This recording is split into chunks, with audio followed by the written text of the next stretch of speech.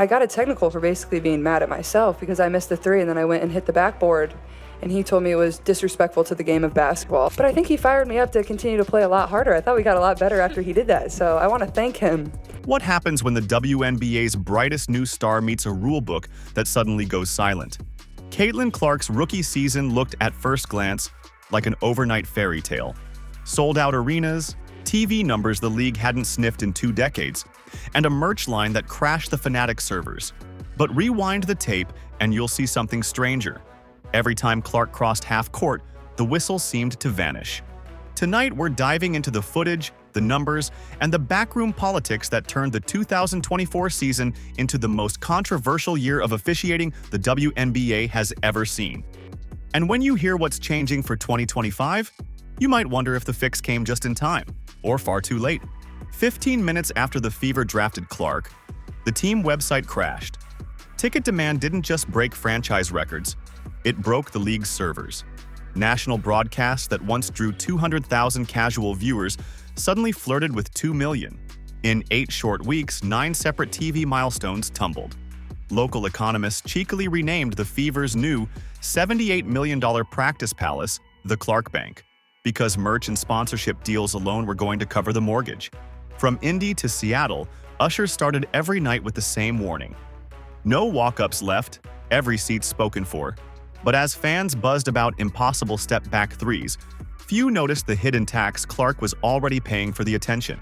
Think of a league's dream scenario. A 22-year-old rookie steps on the floor and ratings jump 170% overnight, the biggest year-to-year leap in WNBA history.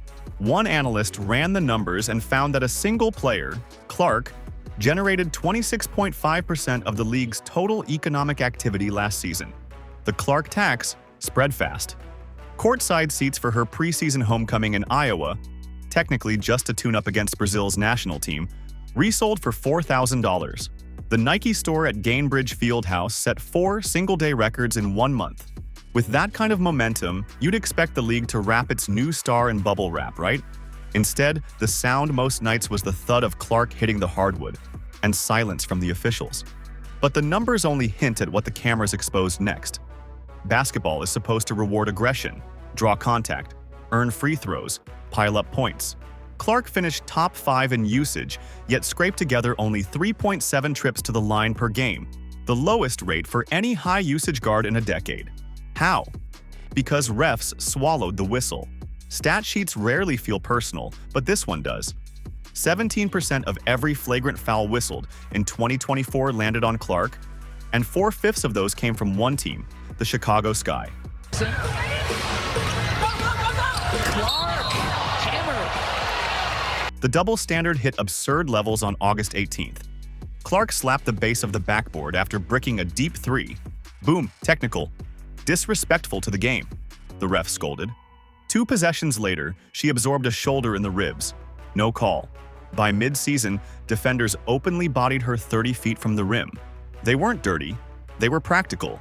Why not hit the rookie if history said the whistle wouldn't blow? And that logic reached its boiling point in 3 jaw-dropping plays that went viral within minutes. And Clark. I mean, that's clearly... June 1st, Chicago versus Indiana. Chennedy Carter hip checks Clark off the ball so hard the collision echoes on the broadcast. Officials call nothing. 24 hours later, the league quietly upgrades it to flagrant 1. Too late. The clip had 20 million views by breakfast. Game 1 of the Fever's first playoff run. Dejanai Carrington swipes at a pass. Her fingernail catches Clark's right eye. Clark crumples, eye already swelling. No whistle, no review. The black and blue close-up is still plastered across social feeds. June 13th in Seattle. Clark crosses over once, slows up, whistle blows. Offensive foul. Replay shows maybe a feather's worth of contact. Announcers literally ask, "Where's the foul?" on air. 3 plays, 1 pattern, 0 protection. Fans howled at referees, but the deeper answer started in cramped hotel conference rooms far from any court. These weren't isolated. They were fuel on a storyline many fans already suspected. The refs had one rule book for the rookie sensation and another for everyone else. Caitlin got called for a technical for hitting the back of the backboard, but somebody viciously clotheslined her we're not getting a call for that. So why didn't anyone in stripes step in? The answer starts before the refs even set foot on the floor. Here's the salary math. An NBA referee can clear $500,000 a year. A WNBA ref earns closer to a high school principal's paycheck, and only for the summer. That gap means most W officials juggle NCAA or FIBA gigs in the offseason. A new 4-year CBA in 2024 nudged pay upward and added daily feedback via the NBA's REPS grading system. But the positions remain seasonal and turnover is high. Monty McCutcheon, the league's vice president of ref development, admitted the W exploded faster than our pipeline. Translation: more eyeballs, same thin staff. With only 3 officials on each game and limited replay triggers, missed calls weren't aberrations, they were statistical certainty. And when that certainty meets a player who stretches the game's geometry the way Clark does, every no call becomes a headline. Fixing that blind spot required 2 things the league rarely spends together: time and real money. One billionaire owner decided both were overdue. Clark still logged a historic line, 1976 on the season, first rookie to hit 100 threes and 300 assists. Viewers saw confidence. Insiders saw the bruises piled up with each drive. Her free throw rate ranked 25th among guards who handled half her usage. Michael Jordan called for the league to protect its investment. Steph Curry likened her shot profile to the next frontier.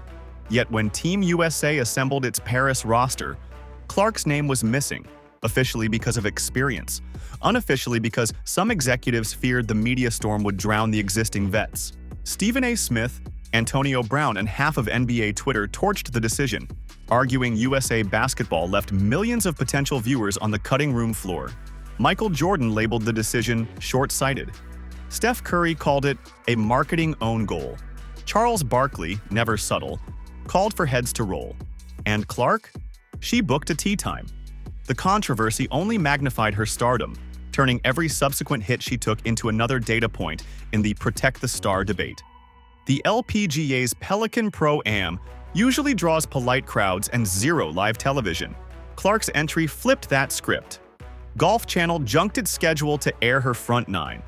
Drone cams followed every practice swing. Ticket demand tripled.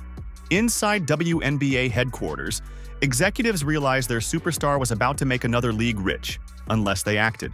Sponsors whispered about shared athletes, dual sport contracts, and the nightmare scenario. Clark deciding golf's rules felt safer than basketball's hits.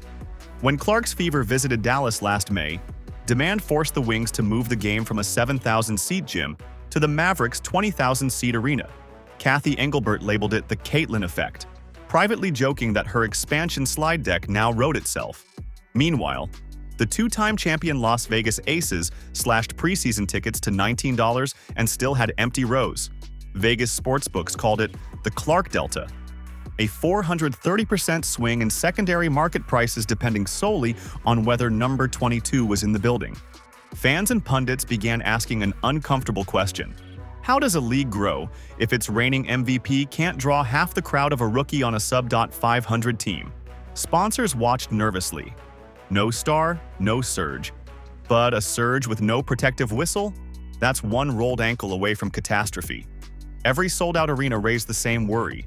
If the face of the boom goes down with an avoidable injury, the golden goose turns to dust overnight, and Clark felt that pressure, not just in bruises but in silence inside her own locker room. On a candid podcast appearance, Clark admitted she often sat in pre-game meetings wondering whether to speak at all. You walk in the room and some vets are amazing, some vets are competing for the same job. So do you lead? Do you wait? She described her first month as trying to read a room while sprinting a marathon. Yet progress came in micro moments. A veteran post pulling her aside to show how to absorb a bump, spin it into an and one. A late-night film session where coaches rewound brutal no-calls just to teach counter moves. Slowly, the timid rookie vanished, and just as she found her footing, a phone call shattered the calm. Cue the fastest policy overhaul in league history. 12 referees elevated to full-time status, complete with year-round pay. A brand new replay hub modeled after the NBA's command center, live review authority for landing zone contacts, automatic ejections for retaliatory cheap shots, and a mid-season minicamp to reset whistle consistency. Quietly, the league also doubled the fine for any flagrant shove on a shooter. Is that enough? The players hope so. You have to be great as a ref. You have to be consistent. Clark herself joked at Media Day, "I convinced coach to cap me at 2 technicals this year. After that, lunch is on me." But behind the laughter is a real question. Can a newly professionalized whistle keep pace with a player who seems to live one step beyond the sport's current imagination? A league skyrockets, a rookie rewrites record books, and a whistle finally finds its voice. If the new officiating standards stick, Clark's second act could unlock the WNBA's long-promised boom. If they don't, the league risks proving its harshest critics right, that women's basketball can capture the world's attention, only to lose it in the margins between a forearm, a whistle, and a missed call. In this season, every set of eyes, from Vegas odds makers to 9-year-olds in replica number 22 jerseys, will be trained on that tiny gray-orange cylinder in the refs' mouths. Because sometimes the future of a sport is decided not by the next deep three, but by the breath the referee chooses to take or hold.